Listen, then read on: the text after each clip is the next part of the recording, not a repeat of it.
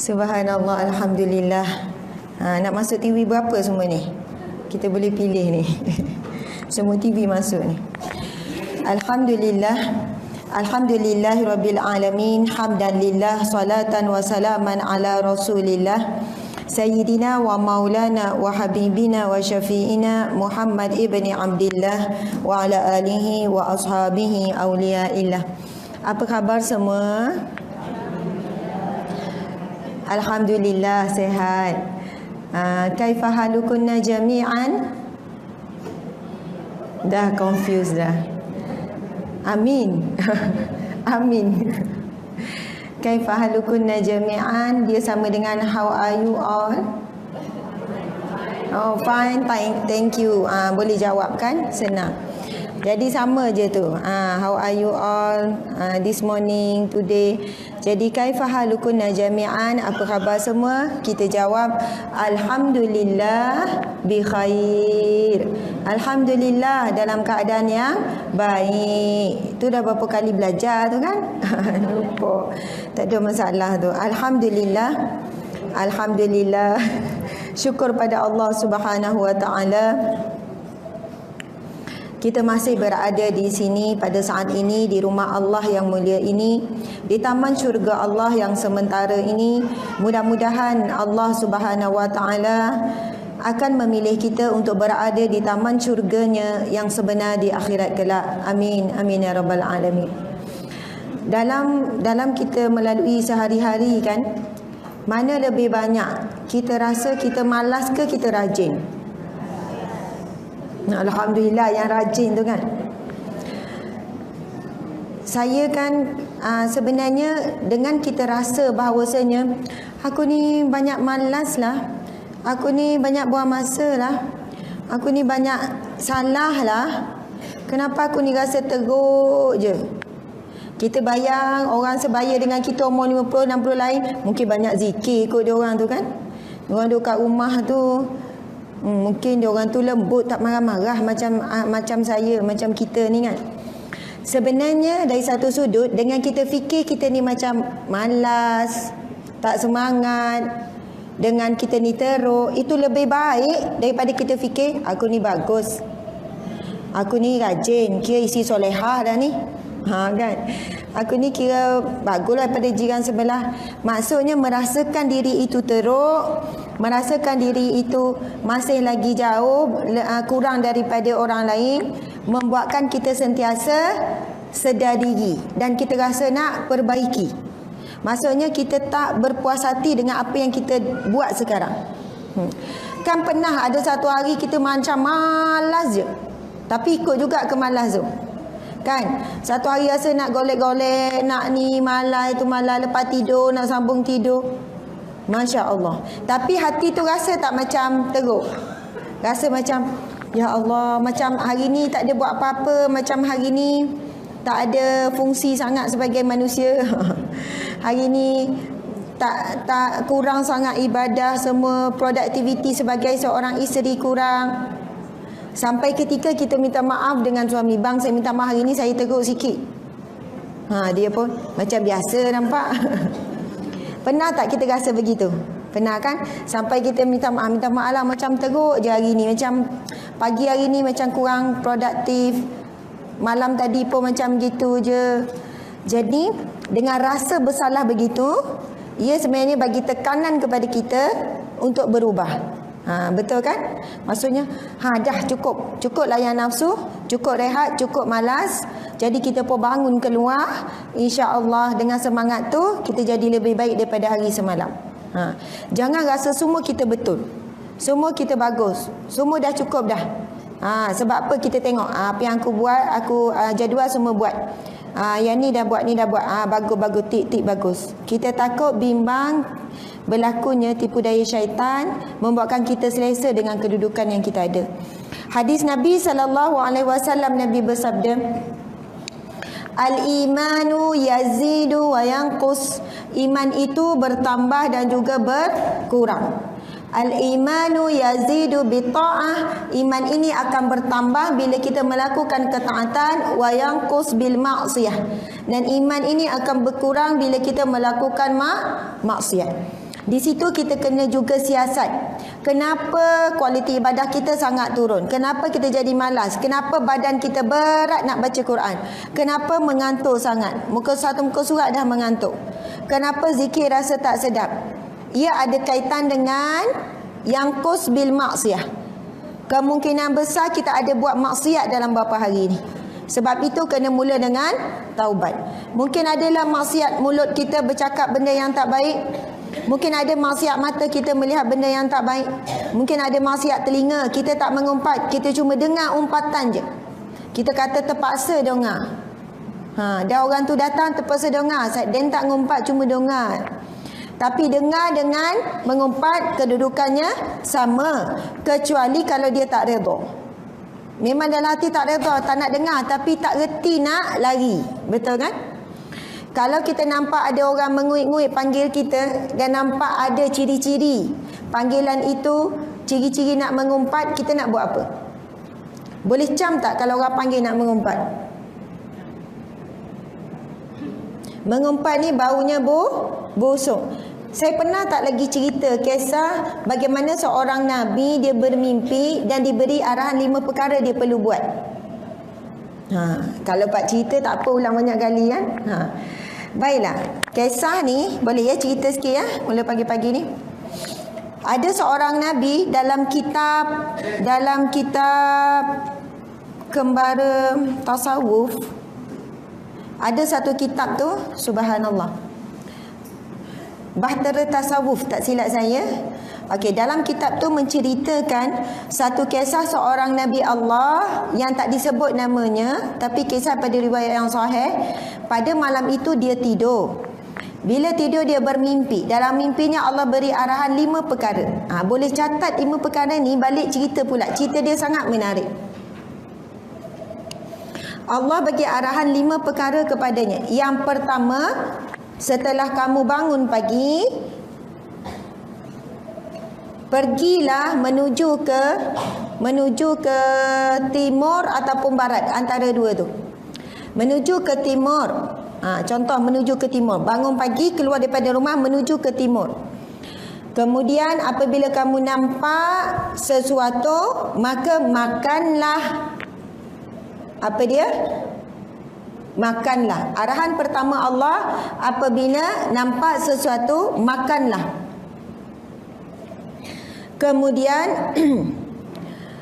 Kemudian teruskan perjalanan. Apabila terjumpa sesuatu, maka sembunyikanlah. Jadi yang pertama tadi perintah Allah, makanlah. Yang kedua apa dia? Sembunyikanlah.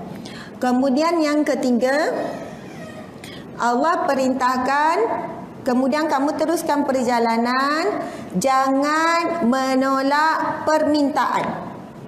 Arahan ketiga, jangan menolak permintaan. Kemudian teruskan perjalanan. Arahan yang keempat, jangan putuskan harapan.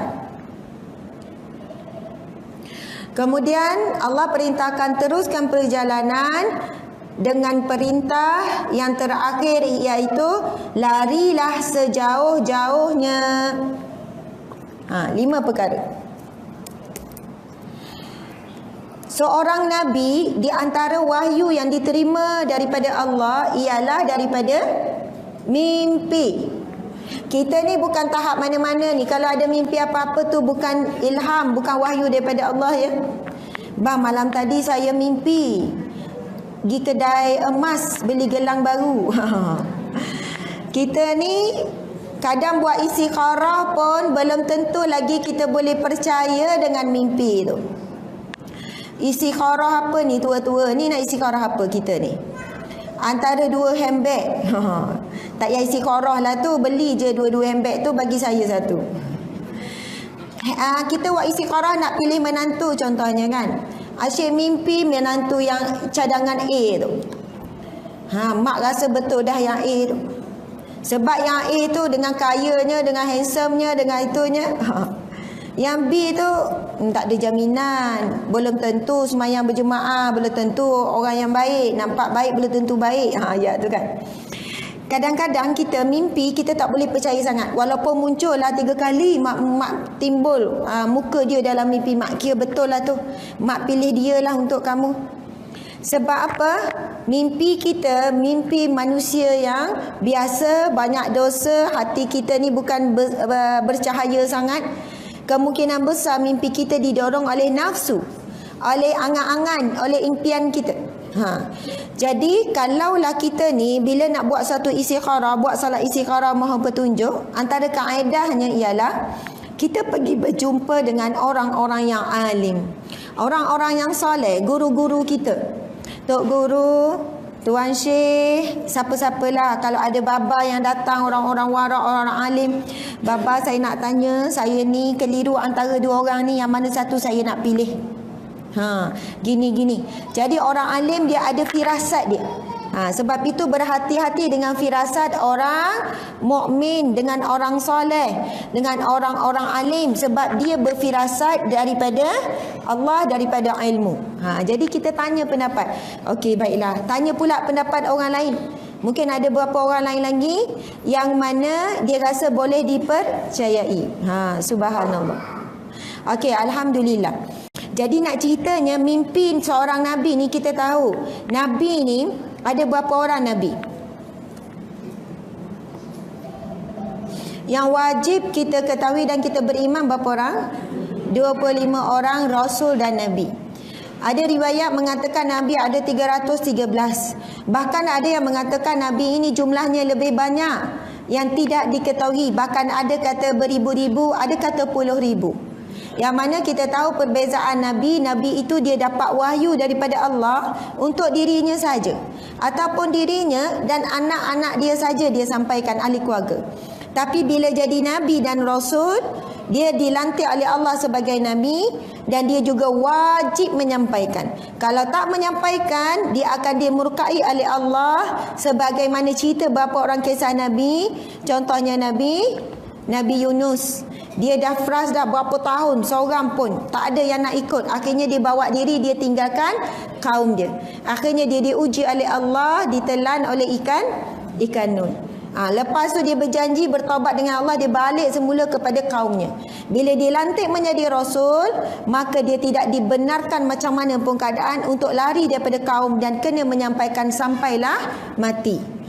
Jadi ni kisah Nabi ni bukan Nabi dan Rasul. Sebab itu nama dia pun tidak ada dicatat. Jadi bangunlah dia, bangun pagi besok untuk melaksanakan perintah Allah. Dia keluar dan menghadap ke timur. Kemudian dia melihat ada satu bukit yang besar berwarna hitam. Perintah pertama Allah perintahkan apa? Allah perintahkan supaya makanlah. Tapi dia tengok bukit itu besar. Lepas tu bukit itu pula batu yang hitam. Namun dia teringat perintah Allah. Objek pertama yang perlu dibuat ialah makanlah. Jadi bila seorang Nabi dia tetap, dia nekat akan buat perintah Allah, Allah suruh makan bukit ni, dia akan makan. Jadi dia menuju ke bukit besar tersebut dengan niat untuk makan demi melaksanakan perintah Allah. Dia tak ada terfikir biar betul nak makan bukit ni. Ya Allah, macam tak logik ya. Ke salah jalan ni, ataupun minta yang lain lah, ya Allah tak sesuai ni dengan perintah tu. Tapi seorang Nabi dia tak fikir nak komplain ke nak minta yang lain. Bila Allah perintah, dia terus buat. Kemudian dia pergilah menuju ke arah bukit tersebut dengan tujuan untuk makan. InsyaAllah, urusan apa ni kan? Bisik-bisik ni, minum air kejap. Ya.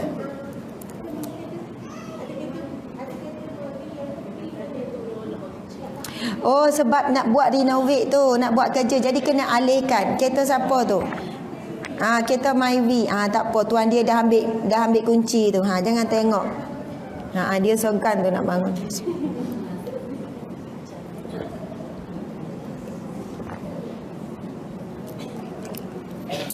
Oh, patutlah tak ada atap tu ya. Nak tukar atap baru. Okey, alhamdulillah, baiklah. Jadi dia pun menuju ke bukit tersebut dengan niat nekat untuk makan. Bila mendekati bukit tersebut, tiba-tiba bukit itu menjadi kecil, mengecil menjadi sebuku roti. Masya Allah.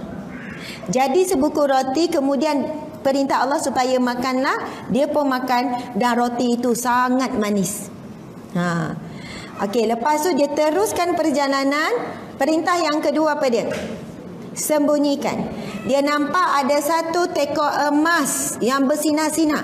Dia ingat perintah Allah supaya sembunyikan, lalu dia gali, kemudian dia kambus. Tekor tu keluar balik. Dia gali kali kedua lebih dalam, kemudian dia kambus. Tak lama keluar balik tekor tu. Dan untuk kali ketiga dia gali paling dalam, sangat dalam, memakan masa yang lama juga. Lepas tu dia kambus. Kemudian dia pun terus cepat-cepat berlalu sambil berdoa, ya Allah, aku telah laksanakan perintahmu ya Allah. Engkau suruh aku sembunyikan. Kemudian bila dia pusing balik, dia tengok keluar balik. Tapi dia teruskan perjalanan dengan dia kata, ya Allah, aku telah melaksanakan perintahmu. Betul lah, dia dah cuba sembunyikan. Kemudian dalam perjalanan tu datanglah seekor burung yang kecil. Terbang, kemudian berkata, wahai Nabi Allah, aku sedang dikejar oleh seekor burung helang. Maka selamatkanlah aku. Lalu dia teringat perintah Allah yang ketiga apa dia? Jangan menolak permintaan. Lalu dia ambil burung kecil tersebut, masukkan ke dalam baju. Nak sembunyikan daripada burung helang. Burung yang memangsa ni, yang makan ni, yang kejar ni. Kemudian datanglah burung helang itu kepadanya. Wahai Nabi Allah, sesungguhnya burung kecil itu adalah rizki yang aku kejar daripada pagi sampai sekarang. Janganlah engkau hampakan harapanku, itu adalah rizkiku. Sekarang dah confused dah ni, bertembung. Sebab arahan Allah yang keempat, jangan putuskan harapan. Aku mengejarnya daripada pagi sebagai harapan ia adalah rizkiku untuk hari ini. Maka janganlah engkau putuskan harapanku. Jadi macam mana sekarang bertembung. Dan arahan yang ketiga dan arahan yang keempat. Perintah ketiga dan yang keempat. Subhanallah, demi melaksanakan perintah Allah, Nabi Allah ini keluarkan pisau yang dia bawa bersama, kemudian dia potong daging di bahagian pahanya. Ya Allah, nak kata bila seorang Nabi Allah ni, kan Allah perintahkan sembelih anak, sembelih. Maksudnya apa pun perintah Allah, jangan soal, jangan ya Allah duk fikir, sebab nak laksanakan dua-dua ni. Burung kecil ada dalam baju, tapi sebagai ganti kepada makanan nak diberi kepada helang, dia kejar sebab nak makan. Jadi dia potong daging paha dia, dia beri kepada burung helang tersebut. Burung itu pun lari, kemudian dah lari burung itu dengan makanan daging cebisan daripada paha dia. Kemudian dia pun lepaskanlah burung kecil itu. Kemudian dia teruskan perjalanan untuk perintah yang terakhir. Dia melalui satu tempat yang sangat busuk, sangat busuk. Kemudian perintah Allah yang terakhir ialah larilah sejauhnya. Selesailah 5 perkara yang Allah suruh buat, dia lari sejauhnya. Sebelum tidur pada malam itu, dia pun meminta petunjuk daripada Allah Subhanahu wa taala. Ya Allah, aku telah laksanakan kelima-lima perintahmu ya Allah, maka berikanlah aku petunjuk. Apakah maksud semua perintahmu itu? Bangun pagi besok, bukan bangun pagi besok, malam tu dia bermimpilah. Allah memberitahu jawapannya dalam mimpinya. Yang pertama yang kamu lihat itu, bukit yang besar itu adalah kemarahanmu. Itu adalah marah. Yang mana Allah nak bagi faham, bila kita marah ini boleh jadi sebesar bukit. Bila dah jadi sebesar bukit, kadang benda kecil, betul tak? Sebab kita ni tak boleh nak mengawal marah. Kita marah-marah, ungkit-ungkit, sebut-sebut, ungkit kebaikan diri, sebut kekurangan suami, sebut kekurangan kawan-kawan, anak-anak, ungkit itu. Kemarahan tu boleh jadi besar, boleh jadi sebesar bukit. Akhirnya menghampat diri kita sendiri yang marah ni. Kan banyak kali pengalaman kita. Sekarang dah tua, dah tak larat nak marah, betul tak? Sekarang marah pun macam tak marah. Marah pun tak larat sangat dah. Dulu gagah kejar anak, sekarang ni kejar cucu dah. Suara pun tak larat, tenaga pun tak larat. Tapi masa muda dulu tenaga banyak, marah tu banyak kali tak, bila marah-marah lepas tu menyesal. Marah-marah rasa bersalah, betul kan? Jadi nak sebutnya marah itu boleh jadi sebesar bukit, bukit itu boleh hempat diri kita sendiri. Tapi barang siapa yang mengawal marah dia kawal, apa nak cakap dia senyap. Dia ambil wuduk, dia istighfar, dia sebut auzubillahi minasyaitanirrajim contohnya. Akhirnya dia akan menjadi sangat manis. Faham ya? Sebab tu dia jadi roti yang manis tadi. Orang yang berjaya mengawal marah, Allah akan gantikan dengan satu nikmat yang sangat manis. Tapi kalau tak berjaya mengawal marah, dia akan jadi sebesar bukit hitam yang akan hempat diri sendiri. Yang kedua, kan Allah suruh sembunyikan. Allah menjawab, itu adalah kebaikanmu, kebaikan diri sendiri. Kita ni kalau buat baik, jangan risau kalau orang tak pandang. Walaupun kita buat seorang-seorang, senyap-senyap je. Jangan risau suami tak hargai. Jangan risau anak-anak tak pandai berterima kasih. Siapa yang buat kebaikan, Allah kata pasti akan ditunjukkan kebaikannya. Ada orang ketika hidup dia, orang tak tahu pun dia ni macam mana. Bila mati, orang sebut-sebut kebaikan dia. Sampai bertahun-tahun, sampai ni. Maksudnya lepas mati baru orang tahu, oh dia ni rupanya macam ni, oh dia ni, oh rupanya dia lah yang bagi ni. Lepas mati baru timbul kebaikan dia. Dan sekiranya waktu hidup di dunia kebaikan kita tak diketahui oleh orang, di akhirat kelak Allah akan sebut walaupun sebesar biji zarah. Jadi Allah perintahkan bila buat baik, sembunyikan sedaya upaya. Buat kebaikan, buat amal soleh, buat sedekah, cuba sembunyikan sedaya upaya. Bila kita sampai ketika Allah kata akan dizahirkan juga kebaikan yang kamu buat tu. Kemudian yang ketiga, apabila diminta jangan menolak permintaan, iaitu amanah.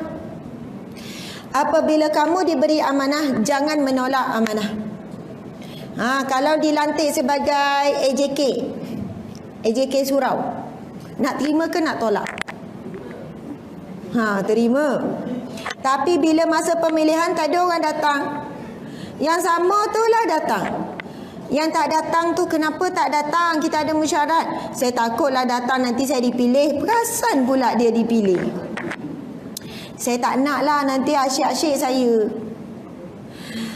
Dia macam ni. Bukan kita nak amanah tu. Kita bukan nak. Tapi bila diberi, kita kena lihat amanah itu datang daripada Allah. Bukan daripada pilihan kawan-kawan. Kawan-kawan tu, ahli mesyuarat itu hanyalah perantaraan alat Allah saja. Sesiapa yang menerima amanah yang diberikan oleh Allah, dia umpama menerima satu tiket daripada Allah. Tiket apa? Salah satu golongan hadis Nabi SAW. Salah satu golongan yang mendapat naungan Allah di hari tidak ada naungan melainkan naungan Allah, iaitu di padang mahsyar. Ada 7 golongan kelompok yang akan mendapat naungan Allah. Ketika di padang mahsyar tu, orang lain tak ada pakaian, golongan ini diberi pakaian syurga awal-awal lagi. Orang lain dalam keadaan kepanasan, ini di bawah lindungan Allah, tak kepanasan. Yang sana kelaparan, dahaga, sini kenyang dan juga tak dahaga. Maksudnya ada kumpulan yang sangat istimewa dilayan di padang mahsyar. Salah satunya ialah pemimpin yang adil. Bila sebut pasal pemimpin, kita kena faham, kita kena mengerti. Maksud pemimpin jangan bayang menteri, jangan bayang Perdana Menteri je, MB saja. Kan hadis Nabi sebut kullukum ra'in, setiap daripada kamu adalah pemimpin, wa kullukum mas'ulun an ra'iyatihi, dan setiap daripada kamu akan ditanya akan kepimpinan. Kita diberi jawatan apa? Hajar, jawatan AJK makan-makan. Kita pun boleh kat kau AJK makan, itulah suka makan sangat. Dapat AJK makan-makan. Itu amanah tak? Amanah. Orang yang jaga amanah walaupun dia dapat AJK makan-makan, dia buat betul-betul. Dia amanah, kualiti dia jaga, makanan pastikan datang. Bila time nak makan, dia jaga, dia hias betul-betul gini. Orang kata, alah nak makan ni kau janganlah beria sangat, tapi dia pegang sebagai amanah. Saya ingat masa saya kerja dulu kan, adalah masa jawatan kuasa dekat pejabat tu, kita bagi-bagilah untuk uruskan pejabat ni. Adalah seorang hamba Allah tu, dia diberi AJK pantry. Pantry? tempat makan, orang gelak. JK Pantry. Mesti kau suka makan ni. Jadi JK Pantry. Macam yang paling tak glamour JK Pantry lah. Saya bahagian disiplin macam tu lah. Macam bagus sangat disiplin. Jadi macam okey lah sikit kan. Macam bagus lah. Dia jadi bahagian jaga bab pantry dapur kecil tu. Orang gelap. Tapi bila dia jaga pantry tu berubah. Tiba berapa hari, tukar alas. Bertukar dekor. Pantry kecil je. Dia alihkan, dia susun ni barang. Lepas tu makanan sentiasa ada. Kalau sebelum ni biskut habis, tak isi-isi. Ada siap stok gini-gini. Lepas tu macam mana dapat voucher, bawa macam-macam. Dia bersihkan peti ais. Jadi pantry sebelum tu macam berabuk bersih kemas. Saya fikir, ya Allah, dia seorang yang sangat amanah. Walaupun dia diberi jawatan yang sangat kecil, orang tak pandang, orang gelak, JK Pantry ni, JK makan ni. Tetapi gelak je tu. Nak kata apa pun amanah, sekecil apa pun, sekiranya kita orang yang adil, orang yang amanah, pegang betul-betul tanggungjawab tu, kita insya-Allah akan termasuk dalam 7 golongan tadi. Apa pun lah, jangan meremehkan apa-apa amanah Allah bagi. AJK perhiasan ni, surau. Bila dia dapat tu, dia jaga sungguh. Saya ada pergi satu masjid dekat Linggi, bukan kawasan bandar. Masjid tu bila saya masuk tandas, saya kata, ya Allah, tandas ni lebih daripada tandas dekat rumah. Dia dekor tandas tu. Dalam tandas tu betul lah ada kipasnya, ada kursi untuk rehatnya. Kemudian dia tampal-tampal ada bunga, ada ada pasu bunga, ada bunga yang tampal, ada pesanan-pesanan. Lepas tu ada wangian. Saya pun tanya, siapa jaga tandas ni? Dia apa tunjuk pada seorang makcik tu. Makcik ni dia beri tugas jaga tandas masjid ni. Ahli yang datang jemaah lah. Saya kata, makcik jaga tandas lebih cantik daripada rumah saya. Ini antara tandas paling wangi, paling bersih, paling cantik yang saya pernah pergi masjid-masjid. Serius. Walaupun dia diberi bahagian jaga tandas, dia buat betul-betul. Setiap kali saya pergi tandas, itu antara tandas yang paling bersih. Saya rasa macam boleh tidur sebab ada kipas, ada kursi dalam dia, boleh rehat. Masya Allah. Tandas tak besar mana, kecil je, tapi dia jaga. Nampak kan? Jadi kalau kita diberi amanah, dalam mimpi ni jangan menolak amanah. Buatlah sedaya upaya. Yang keempat, jangan putuskan harapan apabila orang meminta pertolongan ataupun orang beri harapan kepada kita. Janganlah menghampakan. Jangan menolak. Tengah makan, dekat kedai makan, tiba-tiba ada orang nak jual tisu kan? Tak payahlah kita tunjuk muka, tengok atas bawah. Kau ni nampak muda lagi, kenapa tak kerja jual tisu? Ataupun, ya Allah, orang itu hakikatnya adalah tetamu yang Allah hantar kepada kita. Kalau kita fikir dia nampak muda, kita rasa macam mengganggu kita. Seolah orang muda jual tisu, malah kerja lah ni. Saya pernah tanya dan saya siasat. Jual tisu, orang muda bawa tisu masuk kedai-kedai makan. Orang semua tolak macam ni. Soalannya dia ni mengganggu. Saya pun tanya, Encik, saya minta maaf, saya tanya, kenapa Encik pilih untuk buat kerja ni? Dia pun kata, Puan, saya jaga mak saya stroke. Saya tak boleh tinggal lama mak saya. Kalau saya kerja, saya kena buang. Sebab kejap saya balik rumah. Mak saya seorang je dekat rumah. Jadi sekejap-sekejap saya pergi, saya akan balik. Mungkin mak saya nak pergi tandas, mungkin mak saya perlukan apa-apa. Lepas tu saya siasat sampai saya sakan memang betul mak dia stroke, memang dia tinggal berdua saja. Samalah juga, ada budak tu jual dodol. Budak kecil. Seorang pun dari restoran tu macam ni je, ada budak kecil, darjah 2 macam tu. Saya pun panggil, Dek, kamu jual dodol? Makcik belilah. Tak ada seorang jual beli, dia bawa. Kemudian saya kata, mak mana? Mak ada dekat kereta. Bila saya pergi dekat kereta, saya kata, makcik nak ikut, nak jumpa mak, jauh parking. Bila pergi, cakap-cakap dia orang tu daripada Bentong Pahang. Jauh, datang ke Senawan nak jual dodol dalam 1 kilometer. Ibu tunggal, lepas anak yang kelima, sakit jantung yang teruk. Lepas anak yang kelima, lahir, suami tinggalkan macam tu je, ceraikan. Dia tanggung dengan hasil jualan dodol. Saya kata, kenapa jauh sangat? Dalam kereta Proton yang sangat buruk, tak ada cermin, ni apa perjalanan jauh. Buat masa tu lewat dah sampai ke 10 malam. Dia kata kat sini je kami cuba dodol kami ada orang beli.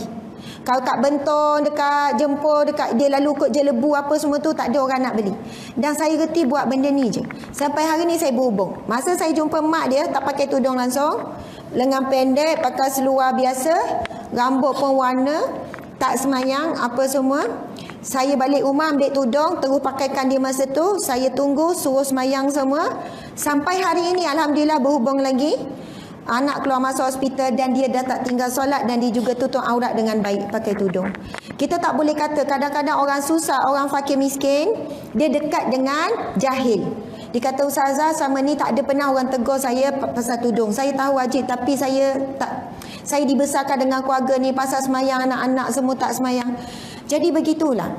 Kita sebenarnya Allah bila Allah nak hantar tu ada hikmah kalau kita menyantuni. Kan Nabi Allah berfirman dalam Al-Quran, wa ammasaila fala tanhar. Kepada orang yang meminta-minta kamu jangan herdik. Jangan herdik. Herdik ni bukan mulut je. Pergilah, bukan gitu je. Pandangan mata.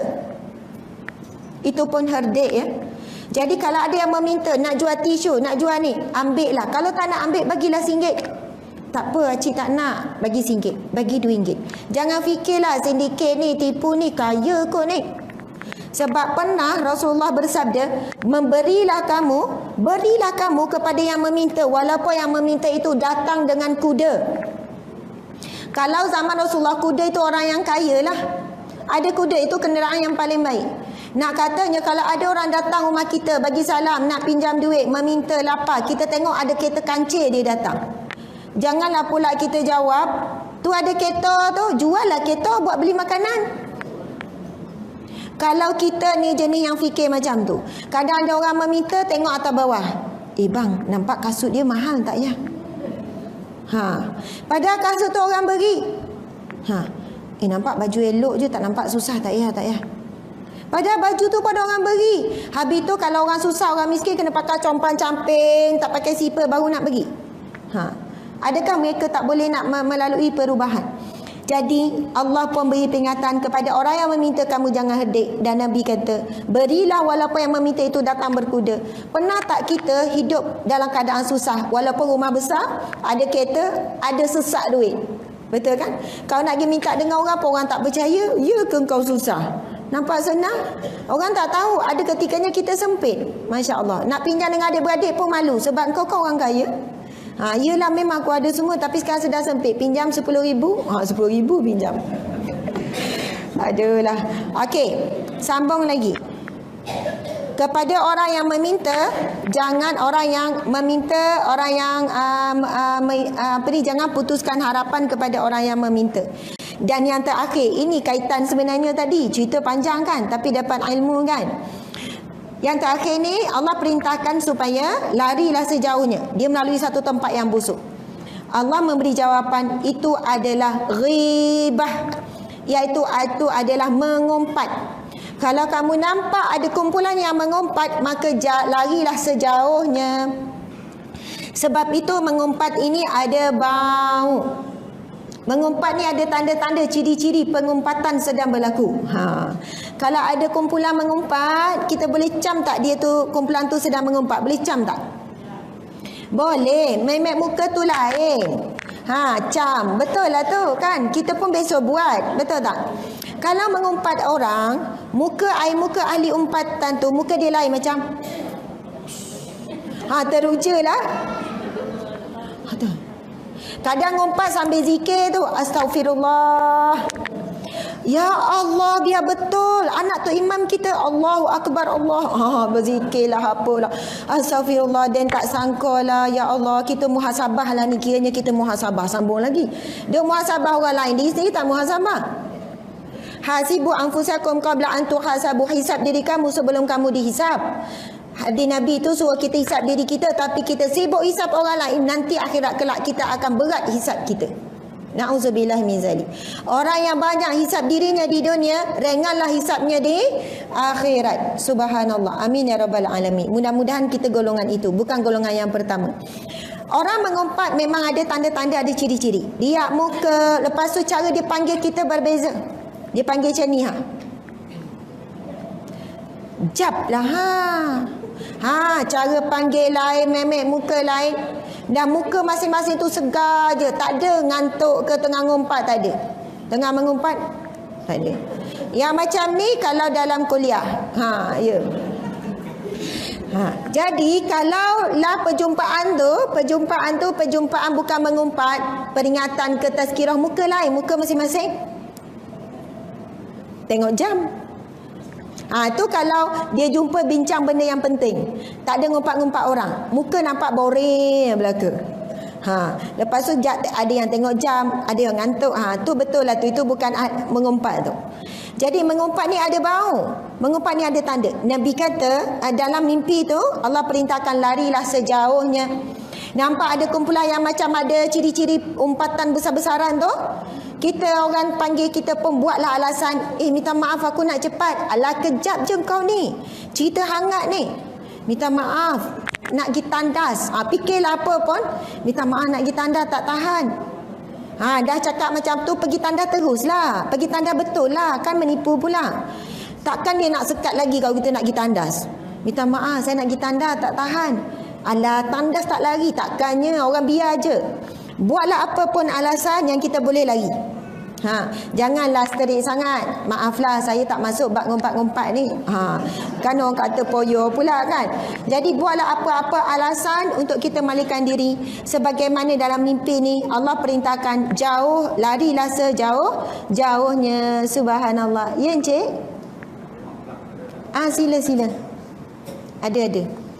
Okey, alhamdulillah. Jadi itulah ceritanya pasal ngumpat tadi. Sekarang nak baca sikit kitab kita ni ya. Dah nak habis ya? Tak apa. Ada nak tanya? Ya. Ya.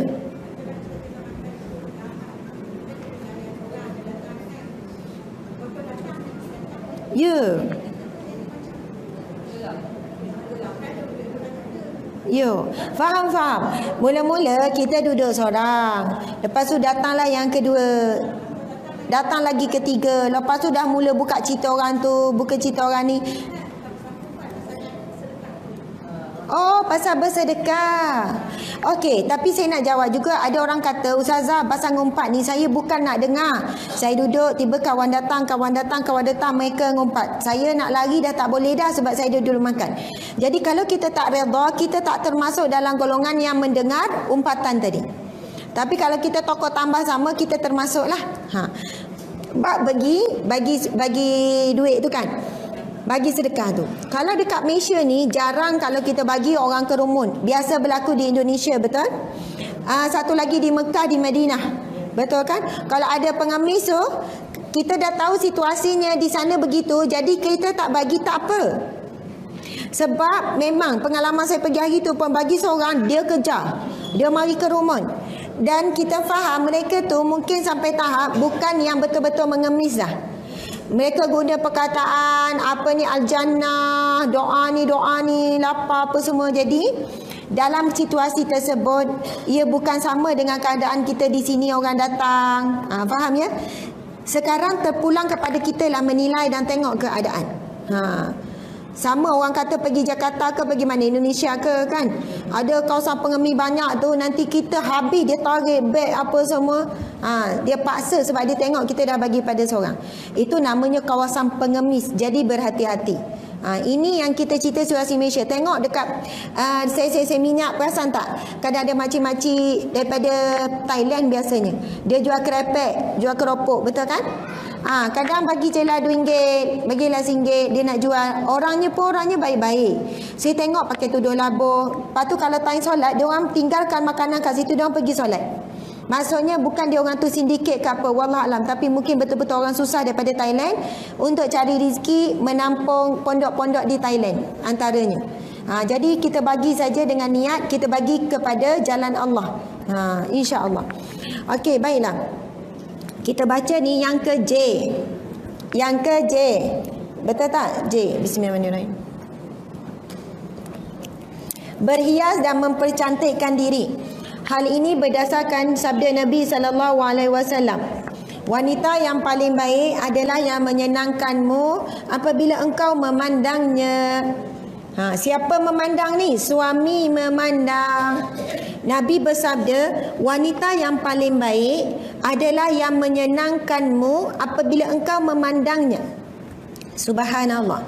Jadi kita rasa macam mana keadaan kita? Suami pandang kita senang tak? Senang hati. Ke bila pandang melepek? Kat rumah macam tu asyik macam muka tak larat je. Kenapa awak ni dah tua? Saya ni dah menopause. Dia cakap macam tu lah. Tapi bila keluar dari rumah muda nampak. Segar je. Jalan pun tegak je. Kalau daripada belakang tu orang boleh lah ngorat. Bila pusing Wan rupanya. Rupanya dah nenek. Belakang tu nampak macam anak dara jalan tegap. Pakai tudung lawa, baju lawa. Orang belakang lelaki usik-usik tengok rupanya nenek orang. Kat rumah nampak sangat melepek, tak larat, rambut pun berembang, tak sikat, tak ikat. Kalau dah rasa putih sangat tu apa salah pakai inai nampak merah. Jadi macam Barbie kan. Lawa. Lepas tu pakailah minyak wangi kat rumah. Pakai wangi-wangi. Ada orang saya tak tahan dah minyak wangi, saya jadi pening. Pas letak di langsir, di sofa biar rumah tu wangi kan.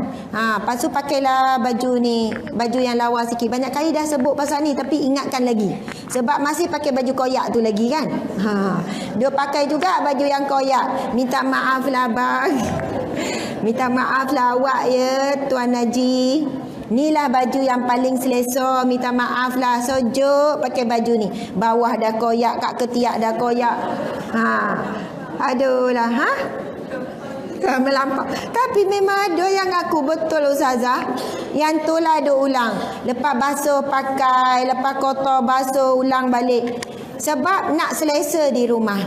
Bila keluar rumah tak penting selesa, yang penting cantik pula.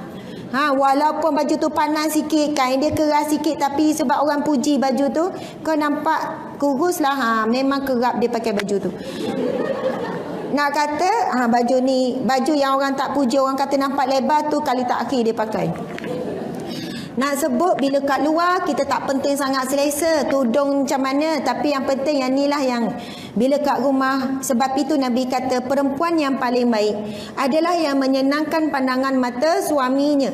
Jadi pandangan mata suami ni kat mana? Kat rumah lah. Jadi para wanita yang berada di sini sekalian, yang berada di dalam ni pun yang dengar ni, tolonglah jagalah penampilan kita di rumah kita. Kalau pergi bertamu dekat rumah orang 2 jam duduk elok sopan je. Lembut je. Duduk kat rumah sendirilah fikir duduk macam mana.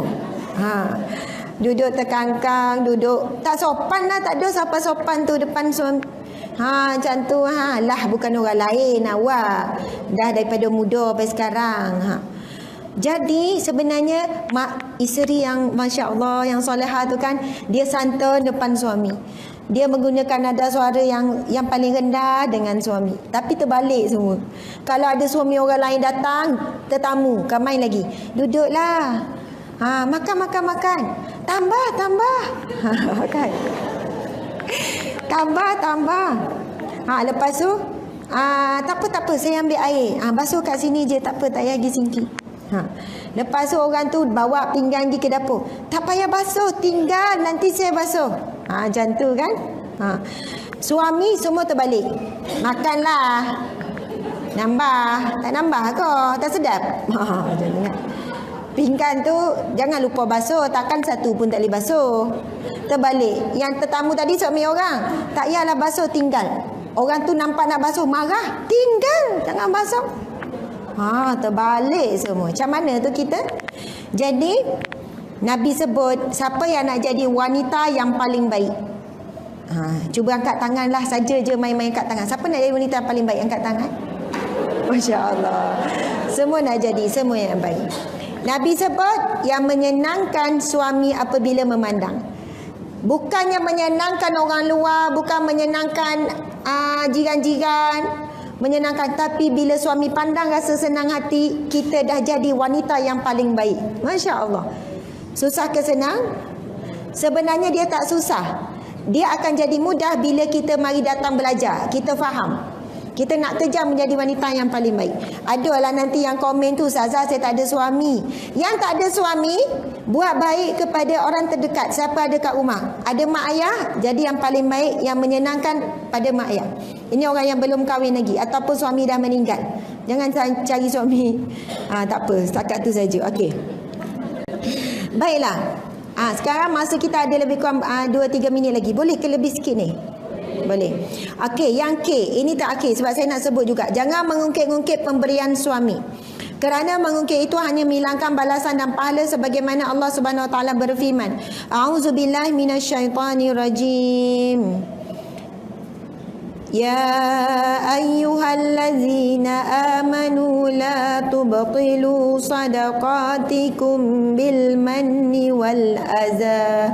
Sadaqallahul azim.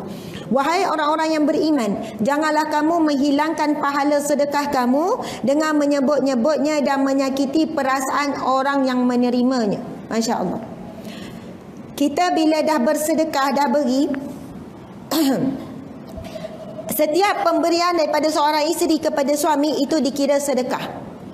Ada satu ketika seorang sahabat Nabi yang bernama Fatimah. Bukan Fatimah, Zainab. Zainab ni bukan anak Nabi lah. Kisah seorang sahabat Nabi yang lain bernama Zainab. Zainab ni suami dia nama Abdullah. Zainab bila dengar hadis Nabi, Nabi bersabda, hendaklah setiap daripada kamu melakukan sedekah. Bila turun je hadis ni, Nabi sebut hadis ni, isteri-isteri wanita masa tu tertanya-tanya, adakah pemberian kepada suami dikira sedekah? Lalu Zainab ni kata kepada suaminya yang bernama Abdullah, wahai Abdullah suamiku, boleh tak kamu tolong tanyakan Rasulullah, adakah pemberian aku kepadamu, memberi makan kepada kamu dan anak-anak di rumah ni dikira sedekah? Lalu Abdullah jawab apa? Pergilah tanya sendiri. Betul, ini hadis yang sahih ya.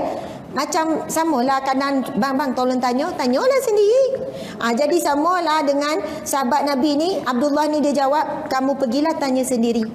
Kemudian Zainab ni dia pergi ke rumah Rasulullah. Bila sampai depan rumah Rasulullah, dia nampak ada seorang lagi wanita Ansar, iaitu penduduk tetap Madinah. Bila borak-borak, dia juga nak tanya soalan yang sama. Nak kata wanita ketika itu bila dengar je satu perintah, mereka saling berlumba untuk buat. Bila Nabi perintah, terus fikir nak buat, bukan beralasan. Jadi bila datang depan rumah Rasulullah, ada seorang wanita yang sama dengan soalan yang sama. Kemudian tiba-tiba datanglah Bilal bin Rabah. Bilal datang, kemudian Bilal tanya, apa hajat kamu? Lalu Zainab pun kirimkan soalan kepada Bilal. Wahai Bilal, tolong tanyakan kepada Rasulullah, adakah perbuatan kami memberi makan kepada suami dan anak-anak kami dikira sedekah? Kemudian Zainab ni pesan, wahai Bilal, kamu jangan bagi tahu siapa kami. Orang perempuan kadang dia tanya, dia malu. Jangan cakap siapa yang tanya. Macam tu kan. Kemudian Bilal pun masuk dalam rumah Nabi. Kemudian Nabi tanya, siapakah gerangan wanita di luar sana? Sebab rumah Rasul bukan macam rumah kita, memang nampak bayang-bayang orang lalu lalang daripada pelepah-pelepah ke rumah saja. Jadi bila Rasulullah tanya, Bilal jawab je, Zainab. Zainab mana? Isteri Abdullah. Langsung tak jaga rahsia kan? Kan pesan tadi, jangan bagi tahu siapa yang bertanya. Tapi nak bagi tahu dalam hal ini tak ada masalah pun Bilal bagi tahu, dan ini bukan benda yang memalukan. Jadi tak berdosa pun Bilal tu, bukan kata Bilal tak amanah, tidak. Ini bukan benda aib. Bilal bagi tahu je siapa yang bertanya. Kemudian jawapan Rasulullah, subhanallah, Rasulullah menjawab, bagi kamu wahai para wanita, setiap kali kamu memberi makan ataupun beri apa-apa pada suami dan anak-anak, kamu diberi 2 pahala sedekah. Satu sedekah jariah, yang kedua adalah sedekah qarabah. Qarabah ni sedekah kepada ahli karabat yang terdekat. Yang kedua sedekah jariah, iaitu yang sentiasa mengalir, walaupun kita mati besok pahalanya takkan putus sampai hari kiamat. Sebab itu sebenarnya nak bagi tahu kepada para wanita sekalian, berlumba-lumbalah kita nak beri sesuatu kepada suami dan anak-anak orang terdekat, adik-beradik, ibu bapa. Janganlah kita jadi orang yang berkira-kira, sebab nanti di akhirat kelak pahala pun berkira-kira dengan kita. Jadikan peluang memberi pada suami. Bang, hari ni saya belanja awak makan. Kalau kat kedai makan tu bergaduh lah dekat kaunter tu, suami nak bayar, saya nak bayar. Awak ni, saya lah, saya. Macam tu kan. Lepas tu yang jaga kaunter tu jangan bawa masalah suami isteri dekat sini ya. Maksudnya sampai macam tu lah. Tak apalah, awak ada bagi saya duit belanja hari tu, saya tak guna, saya nak belanja awak makan hari ni. Lepas tu pergi pasar, bang tak apa, barang pasar tu saya guna duit simpanan saya. Anak cucu balik makan, subhanallah, dicatat 2 sedekah. Bila kita faham ni, kita tak akan rasa nak mengungkit, tapi berhati-hati. Kita akan diuji, pemberian kita akan diuji. Contoh, ramai wanita yang datang depan saya masa mengadu masalah rumah tangga. Ustazah, 20 tahun kami kahwin. Saya yang keluarkan belanja ni, saya ni apa semua. Tapi hari ini dia curang Ustazah. Begini. 20 tahun tu saya tak halal 1 sen pun. Faham ya? Sebab marah, sedih, terluka, sakit. Faham tu? Ustazah, 20 tahun saya tak berkira Ustazah. Saya yang bayar tu, saya bayar ni, saya tak berkira Ustazah. Saya faham gaji dia tak cukup. Tapi bila dia buat macam ni pada saya hari ni Ustazah, saya tak halalkan apa yang saya pernah bagi pada dia. Saya kata, Puan marah dengan perbuatan suami hari ini. Puan pernah bahagia tak dengan suami? Pernah. Puan marah berapa hari ni, dalam berapa bulan ni Ustazah? Jadi Puan cakap begini saja. Ya Allah, aku tak redha dengan apa yang suami aku buat hari ini, tapi aku redha apa yang telah aku berikan selama ni. Sebab sayang, 20 tahun Puan beri itu, Allah dah bagi pahala. Tiba-tiba akan terhapus sekelip mata kalau Puan ungkit begini hari ni. Sebab Puan beri dulu dalam keadaan bahagia, Puan beri dengan ikhlas kerana Allah. Hari ni Allah uji dengan satu ujian yang sampai Puan rasa menderita. Jadi Puan kekalkanlah pahala tu untuk Puan dapat nikmatnya di akhirat kelak. Sebab dengan Puan kata begini, saya tanya, adakah Puan dapat balik setiap sen yang Puan beri? Takkan dapat. Ada yang isteri kata, Ustaz, saya nak claim semua, boleh tak? Ada, saya nak claim semua, boleh tak? Saya kata, dulu Puan beri dengan redha tak? Saya beri dengan redha. Puan tak boleh claim. Puan tak boleh claim. Sebab Puan beri dulu dengan redha, suami pun tak paksa. Sebab masa tu saling mengasihi, saling sayang menyayangi. Faham ya? Jadi dalam situasi begini, Puan yang lepas tu redha, Puan cuma tak redha dengan apa yang dia buat hari ini, kita bincang pasal isu ni saja. Subhanallah. Mudah-mudahan kita tak tergolong di kalangan orang yang rugi, iaitu orang yang mengungkit-ungkit pemberian ataupun kebaikan yang pernah dibuat. Subhanallah. Alhamdulillah. Saya kira setakat itulah ya kuliah kita pada hari ini. Saya mohon maaf hari ini pun tak sempat baca kata-kata mutiara ni. Kita akan baca pada minggu hadapan insya-Allah. Terima kasih kepada semua, mudah-mudahan kita menjadi wanita yang terbaik. Wanita yang terbaik yang disebut dalam hadis Nabi, iaitu menyenangkan apabila suami kita memandang kita, insya-Allah. Bagi wajah yang manis, bagilah bau yang wangi, insya-Allah. Alhamdulillah. Sekian, kita tangguhkan dengan tasbih kafarah dan surah Wal-Asr.